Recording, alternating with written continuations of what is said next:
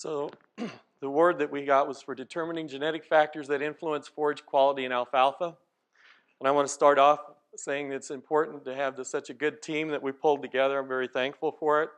We have Longju Yu, who's going to do the genetic side of this. We have Dave Combs, who developed the TTN-DFD as a part of this. So we're going to use those TTN-DFD as the quality analysis for the alfalfa. We've got Glenn Shoemaker, Jill G. Wang, as well as myself, that are growing the alfalfa at 3 different locations across the Pacific Northwest. We have a ruminant nutrition, Don Llewellyn, and Edward Van Zanten, University of Florida, who's our statistician that's helping us since we have such a large number of varieties that we're working with.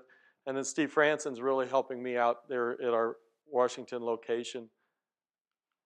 So again, the objectives is to determine the quality of the first harvest of 200 alfalfa plant introductions and varieties at 3 locations in the Pacific Northwest, to quantify the genetic diversity of alfalfa that's related to forage quality, and then to identify genetic areas associated with forage quality and to extend that knowledge gain.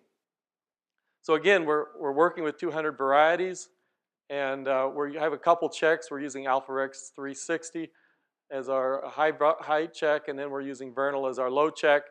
We're using 11 blocks in our statistical design. Of course, we're going to do the DNA analysis. We're going to do the fiber analysis, including lots of different fiber measurements. And then we're going to look and see if we can figure out what genetics is associated with those quantitative traits. And so, again, a lot of the work is already amazing how much work it took to pull together the diverse germplasm that we have in our test. We had 148 plant introductions that came from the USDA National Plant Germplasm repository. We have S&W Genetics, or S&W Seed Company, Alforex and Legacy Seeds, and Blue River Hybrids that brought the private industry materials to this test.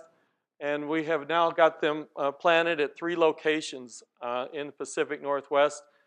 And again, the locations are Prosser, Washington, Union, Oregon, which is close to LeGrand, Kimberly, Idaho, and so again, they're just getting established right now. This is all under irrigation, and we're looking forward to the results to follow.